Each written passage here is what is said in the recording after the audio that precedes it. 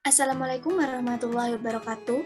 Di sini kami dari kelompok 2 ingin mempresentasikan hasil kerja dari kelompok kami dengan topik yang berjudul 4 Pilar Pendidikan UNESCO dengan anggota kelompok yaitu saya sendiri Novi Eka Putri dengan NIM 200153603607 dan rekan saya Nur Alipah dengan NIM 200153603669. Langsung saja untuk penyampaian materi yang pertama akan disampaikan oleh rekan saya, Nur Alipah. Waktu dan tempat saya persilahkan.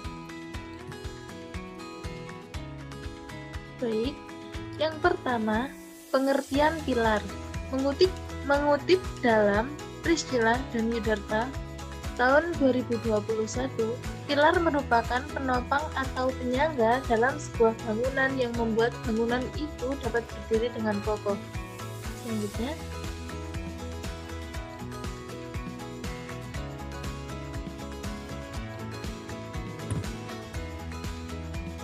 yang kedua, pengertian pendidikan.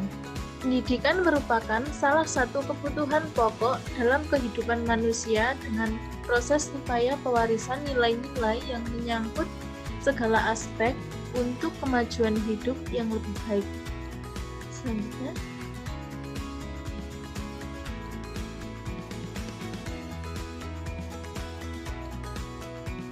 yang ketiga, pengertian pilar pendidikan. Pilar pendidikan adalah tiang atau penunjang dari suatu kegiatan usaha, pengaruh, perlindungan, dan bantuan yang akan diberikan kepada anak didik yang bertujuan untuk pendewasaan anak. Dikutip dari Shafril dan Zen tahun 2007. Selanjutnya,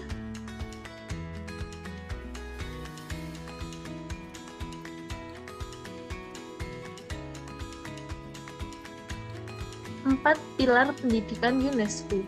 UNESCO dalam buku belajar dan pembelajaran oleh Aunur Rahman, Komisi Pendidikan untuk abad 21 melihat bahwa pendidikan sesungguhnya adalah belajar atau learning. Pendidikan bertumpu pada 4 pilar, yaitu yang pertama, learning to know atau belajar mengetahui. Yang kedua, learning to do atau belajar melakukan sesuatu. Yang ketiga, learning to live together atau belajar hidup bersama. Dan yang keempat, learning to be atau belajar menjadi sesuatu. Materi selanjutnya akan disampaikan oleh Novi Eka Putri. Waktu dan tempat dipersilahkan.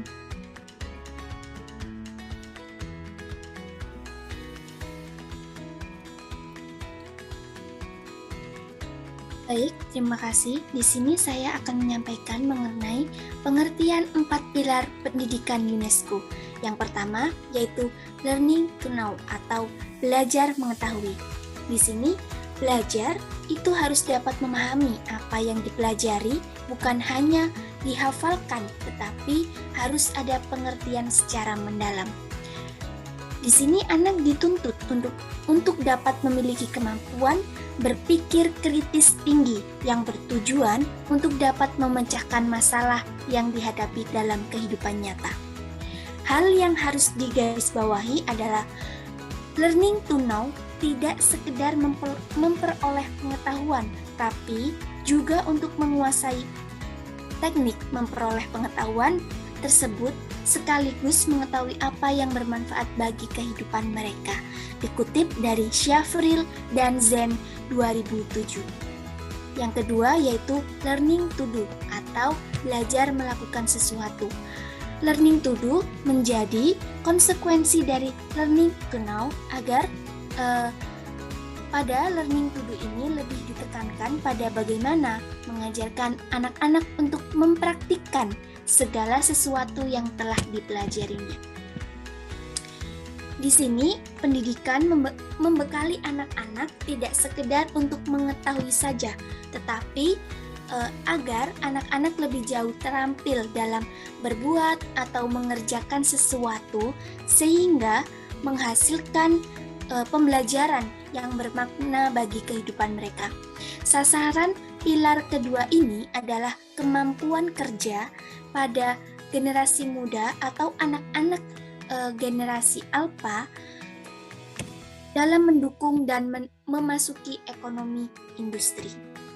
Yang ketiga yaitu learning to live together atau belajar hidup bersama, di mana pilar ini mengajarkan, melatih, dan membimbing peserta didik atau anak-anak agar mereka dapat menciptakan hubungan melalui komunikasi yang baik, menjauhi prasangka-prasangka yang buruk terhadap orang lain, serta menjauhi dan menghindari terjadinya perselisihan dan konflik.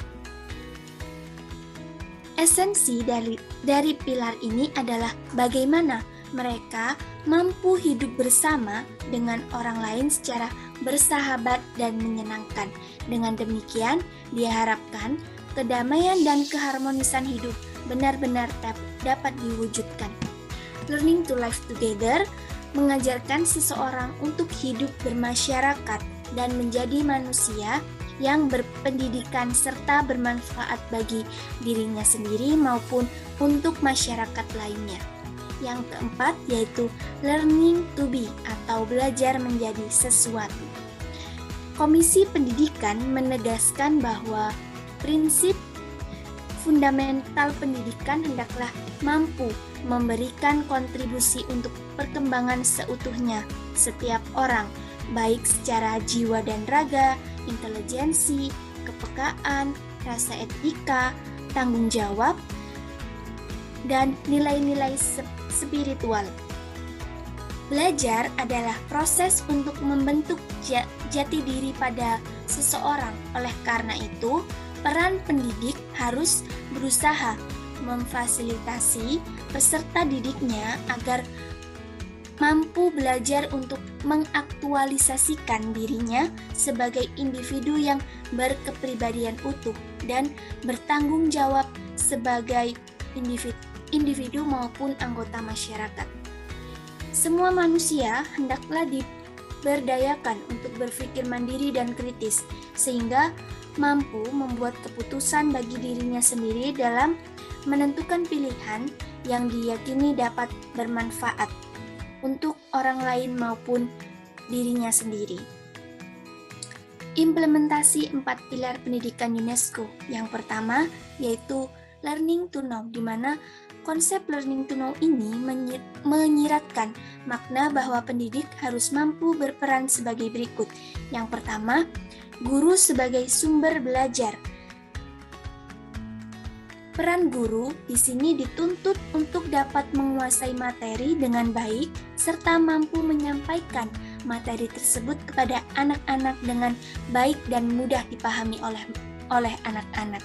Yang kedua yaitu guru sebagai fasilitator, di mana guru berperan aktif dalam memberikan pelayanan yang baik untuk memudahkan siswanya dalam kegiatan proses pembelajaran. Yang ketiga, guru sebagai pengelola. Di sini maksud dari pengelola yaitu guru berperan menciptakan iklim belajar yang memungkinkan siswa dapat belajar secara nyaman dan aman. Yang kedua yaitu learning to do. Sekolah hendaknya dapat memfasilitasi siswanya untuk mengaktualisasikan keterampilan, bakat dan minat agar learning to do tersebut dapat terrealisasi dengan baik. Di sini mengutip dari pendapat Effendi tahun 2015. Untuk itu, dilakukan sebuah upaya pembinaan dan arahan dari sekolah terhadap keterampilan siswa, walaupun sebenarnya bakat dan minat anak dipengaruhi oleh unsur keturunan atau hereditas mereka. Namun, tumbuh kembang dari anak tersebut dapat bergantung pada lingkungannya. Yang ketiga yaitu learning to live together. Dalam proses pembelajaran, pengembangan kemampuan berkomunikasi yang baik dengan guru dan sesama siswa yang dilandasi sikap saling menghargai perlu terus-menerus dikembangkan di dalam setiap event pembelajaran. Di sini, guru memberikan perhatian dalam bentuk pelatihan terbimbing mengenai kebiasaan-kebiasaan anak untuk bersedia mendengar dan menghargai pendapat rekan-rekan sesama siswa.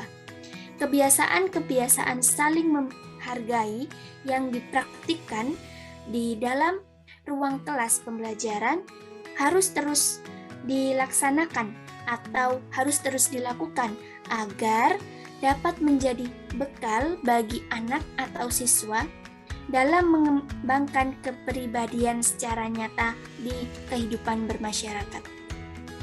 Yang terakhir yaitu learning to be. Pengembangan diri secara maksimal erat hubungannya dengan bakat dan minat.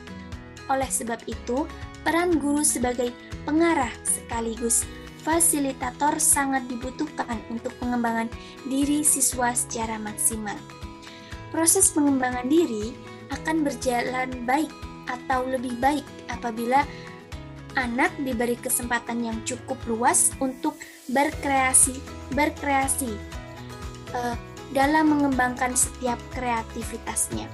Guru sebagai fasilitator hanya sebagai pengarah saja, di mana di sini guru lebih banyak memberikan kebebasan pada anak untuk menentukan pilihannya, seperti dalam pengembangan bakat minat. Sesuai pendapat Hamdani 2011 bahwa kemampuan diri yang terbentuk di lingkungan sekolah secara maksimal dapat memungkinkan siswa untuk mengembangkan diri mereka pada tingkatan yang lebih tinggi, sehingga dapat berdampak baik pada kualitas perkembangan fisik, kejiwaan, dan kepribadian anak tersebut. Kesimpulan yang dapat saya ambil yaitu, menurut UNESCO, 4 pilar pendidikan tersebut tidak dapat dipisahkan. Peserta didik yang learning to know berarti dia juga melaksanakan learning to do, learning to live together, dan learning to be. Sekian, terima kasih. Mungkin dari presentasi kami apabila ada kekurangan, mohon maaf sebesar-besarnya. Akhirul kata, wassalamualaikum warahmatullahi wabarakatuh.